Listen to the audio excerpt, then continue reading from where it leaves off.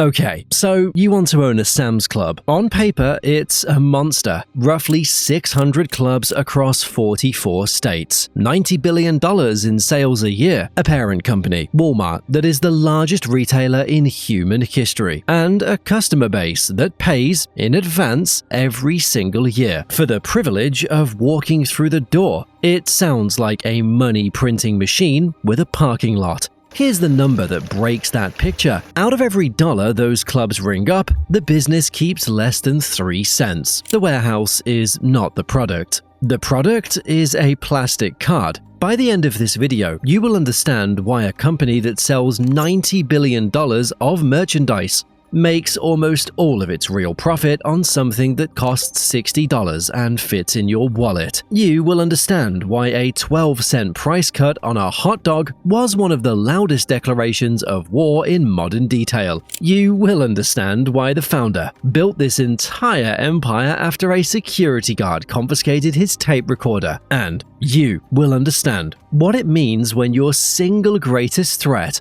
operates the exact same building, with the exact same model, and makes 3 times the money doing it. Let's start with the part where you try to buy in, because it ends faster than you'd think. Sam's Club is not a franchise. There is no application, no licensing fee, no approval process, because there is nothing to apply for. Walmart built the chain, owns every one of the roughly 600 clubs outright, and in more than 40 years has never sold the right to operate one. The traffic has only ever flowed the other way. In 1987, Walmart bought a rival called Super Saver and absorbed its 24 warehouses. In 1993, it bought the entire Pace membership warehouse chain from Kmart and converted those into Sam's Clubs too. This company does not sell clubs, it eats them. McDonald's will sell you a restaurant. IKEA will at least consider you for a license. Sam's Club will sell you a rotisserie chicken. So if you want to own this business, you have exactly 2 options. Buy Walmart stock and own a sliver of everything, or build your own warehouse club from the ground up and go to war with the 2 largest membership retailers on Earth at the same time. Let's say you're stubborn. Let's say you build the box. Around 140,000 square feet. Concrete floors, steel racking to the ceiling, a fuel station out front, and inventory measured in truckloads. Now comes the part nobody warns you about. The way this box makes money has almost nothing to do with what's inside it. Here's the margin reality. In its last full fiscal year, Sam's Club in the US did $90.2 billion in net sales and turned that into about $2.4 billion of operating income. Run the division and it comes out to roughly 2.5 cents kept on every dollar of merchandise sold. Not profit on top of costs, everything after everything. For comparison, a traditional retailer marks products up 25 to 50%. A warehouse club runs a gross margin around 11%, which means the markup on that 90-inch TV, that pallet of paper towels, that 4-pound tub of animal crackers is engineered to be barely enough to keep the lights on. If you've seen our gas station video, you already know this shape. Enormous revenue flowing through a building that keeps almost none of it. The gas station survives on the convenience store. So what does the warehouse survive on? The card. The membership card is the entire trick. And once you see it, you cannot unsee it. A Sam's Club membership costs $60 a year for the basic tier, $120 for the plus tier. And here is what makes that revenue unlike any other dollar in the building. It is paid up front before you buy a single item. It costs the company essentially nothing to deliver. There is no freight on a membership, no shelf space, no shrinkage, no pallet of memberships sitting in a warehouse losing value. It is close to pure profit, collected in advance from tens of millions of households every year, whether they show up or not. The cleanest proof of how powerful this is comes from the rival. In its last fiscal year, Costco collected $5.3 billion in membership fees against $10.5 billion in total operating income. Read that again. Roughly half of the profit of one of the largest retailers on the planet is generated before a single product crosses a scanner. The Warehouse Club is not a store with a membership attached, it is a subscription business with a store attached, and the subscription lever is almost comically strong. In May 2026, Sam's Club raised its basic fee from $50 to $60, the first increase in 3.5 years. $10, one line in an email to members. Analysts estimated that single charge adds more than $200 million a year in income. To generate that same $200 million from merchandise at warehouse margins, the club would need to sell roughly $8 billion of additional product, and members didn't leave. Member counts hit record highs because the entire rest of the building exists to make that card feel like the best $60 you spend all year. And there is one more place a warehouse club hides margin. And it's wearing a disguise. Members Mark, the house brand, already accounts for roughly 30% of everything Sam's Club sells, nearly $1 in $3. On a national brand, the club is a middleman, fighting for scraps of an 11% gross margin on its own label. It controls the factory contract, the packaging, the freight, and the price tag, which means the private label is quietly the most profitable merchandise in the building, positioned on the shelf as if it were the cheapest. It's the same play Costco runs with Kirkland, and it's an arms race. Whoever convinces members that the house brand is not a compromise, but the smart choice, gets to keep margin the other guy has to hand to Procter & Gamble. The bulk pallet look isn't an aesthetic, it's a costume that lets premium margins dress up as discounts. Which brings us to the hot dog. In November 2022, Sam's Club cut the price of its hot dog and soda combo from $1.50 to $1.38,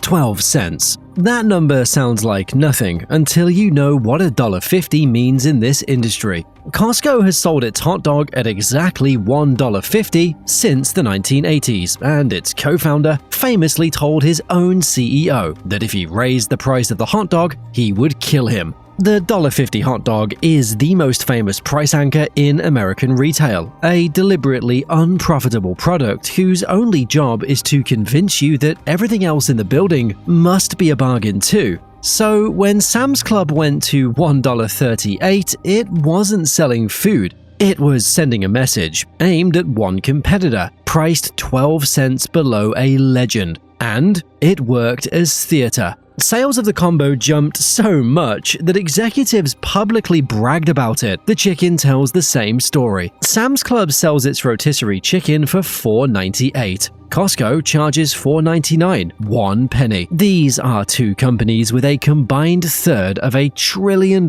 in annual revenue, fighting a war 1 cent at a time. Because in a membership business, the perception of value is the product, and the food court is the advertisement. Now, let's talk about the man who built it and the tape recorder. In 1983, Sam Walton opened the first Sam's Wholesale Club in Midwest City, Oklahoma. He was 65 years old, already the founder of Walmart, already one of the richest men in America, and the idea he was launching was not his. The Warehouse Club had been invented 7 years earlier by a retailer in San Diego named Sol Price, whose Price Club pioneered everything you associate with this business. The membership fee, the bare concrete floors, the bulk pallets, the deliberately tiny selection. Walton didn't hide it. He toured Price Club stores taking notes into a tape recorder until security confiscated it. Sol Prince mailed the tape back. Walton later said he borrowed more ideas from Sol Prince than from anyone else. And then he did the most Sam Walton thing imaginable. He named the copy after himself, Sam's Club. And here's the twist that decides everything that comes after. In 1993, Price Club merged with a younger warehouse chain out of Seattle. That chain was Costco, which means the company Sam's Club has spent 4 decades chasing is the direct descendant of the company it copied. The blueprint didn't just survive, it became the competition. And the scoreboard of that competition is brutal. Costco and Sam's Club operate nearly the same number of clubs in the United States in nearly identical buildings, selling a nearly identical promise. Costco's latest fiscal year, about $270 billion in sales. Sam's Club, about $93 billion. Same box, 3 times the revenue. The average Costco member spends over $3,000 a year and visits 32 times. The average Sam Club's member spends roughly half that and visits 20 times. A brand new Costco warehouse now generates as much revenue in its first year as an average Sam's Club that has been open for decades. And Sam's Club knows what being on the wrong side of that math feels like, because in January 2018, it closed 63 clubs in a single day, some of them so abruptly that employees found out when they showed up to lock doors. Around 11,000 workers were affected. That is what the downside of this model looks like. A warehouse only works at full throttle. And when a location falls behind, there is no small version of it to retreat to, which explains the current strategy. Because Sam's Club is now running the most aggressive expansion in its history, 15 new clubs a year. Every one of the existing 600 scheduled for remodeling, a stated ambition to double its membership base within a decade. And the template for all of it is a club in Grapevine, Texas, the first new location the company had opened since 2017. Built with no checkout lanes at all. You scan items with your phone as you shop, and you walk out. Cameras and AI verify the cart on your way through the exit. No registers, no lines, no cashiers in the traditional sense. The bet is that the one thing people hate most about warehouse shopping, the checkout line snaking past the tire center, is a cost that technology can simply delete. If it works, Sam's Club gets the thing it has always lacked against Costco: a structurally cheaper, structurally faster version of the same box. If it doesn't, it has spent billions remodeling its way to second place. So step back and look at what you'd actually be operating.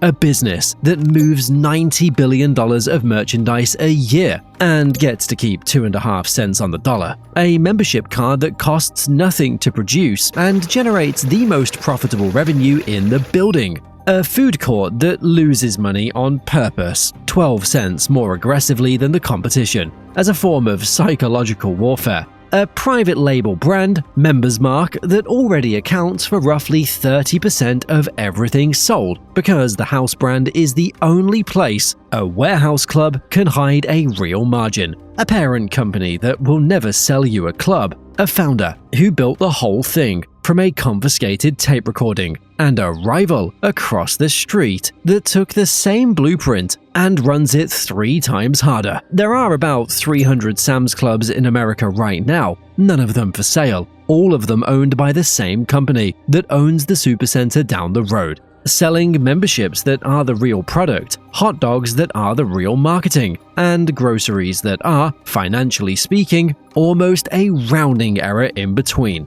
The card pays for the profit, the chicken pays for the loyalty. And the checkout-free club in Texas is either the moment Sam's Club finally gets ahead of the company it copied, or the most expensive admission yet that 40 years later, it's still one step behind. You decide.